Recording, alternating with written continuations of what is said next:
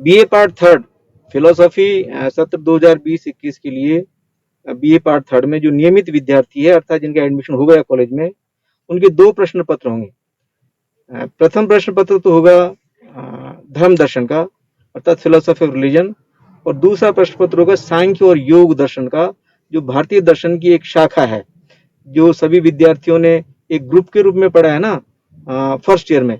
उसी का अब थोड़ी विशिष्ट जो ग्रंथकार हैं और जिन्होंने जो मौलिक ग्रंथों की रचना की है, जैसे सांख्य कारिका और योग सूत्र, उनका अध्ययन करना है।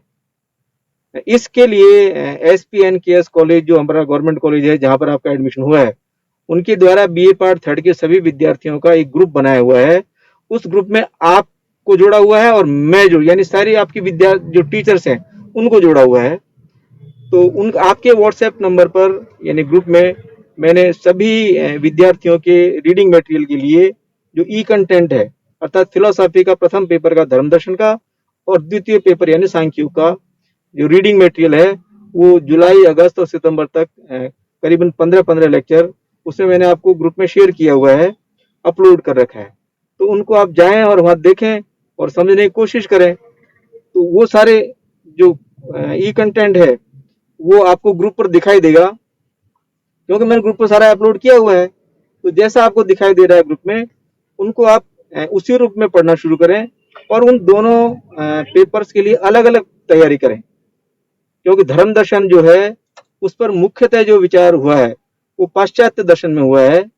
वो पाश्चात्य दर्शन की एक विचारधारा है, क्योंकि रिलीजन का जो नोशन है, रिलीजन और धर्म दोनों पर्यायवाची शब्द नहीं है। रिलीजन एक अलग विचारधारा है और धर्म जिसको एक मानवीय गुण देगा, मानव मात्र का जो गुण है उसके लिए अलग है। तो वो सब कुछ सारी जो बातें हैं वो मैंने उसमें लिखी हुई है, आप उसको देखें और समझने का प्रयास करें। और सांख्य योग जो है वो एक आस्तिक जो विचारधारा है अर्थात जो वेदानुयायी विचारधारा है और जिसके जो मौलिक ग्रंथकार हैं ईश्वर कृष्ण द्वारा लिखा सांख्य कारिका ग्रंथ और योग सूत्र जो पतंजलि महर्षि पतंजलि ने लिखा है, उन दोनों के मौलिक ग्रंथों का अध्ययन करना है। तो पतंजलि योग दर्शन में भी सारा पूरा नहीं पढ़ना आपको, उसमें जो कुछ सूत्र दिए गए हैं उन्हीं का अध्ययन करना है। जबकि सांख्य कारिका जो है उसका पूरा अध्ययन करना है, क्योंकि दोनों की तत्व मीमांसा और ज्ञान मीमांसा हो समान तंत्र है।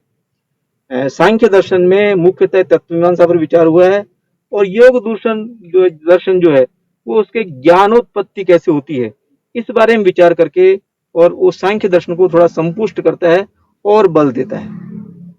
तो आप इन दोनों ही कंटेंट को पढ़ें और बाद में जब ये गवर्नमेंट की तरफ से प्रतिबंध हट जाएंगे और नियमित क्लासेज आपकी शुरू हो जाएगी कॉलेज में, तो जो बात समझ में नहीं आती है वो आप मुझसे संपर्क करें, आए और मुझसे पूछें उस बारे में। धन्यवाद।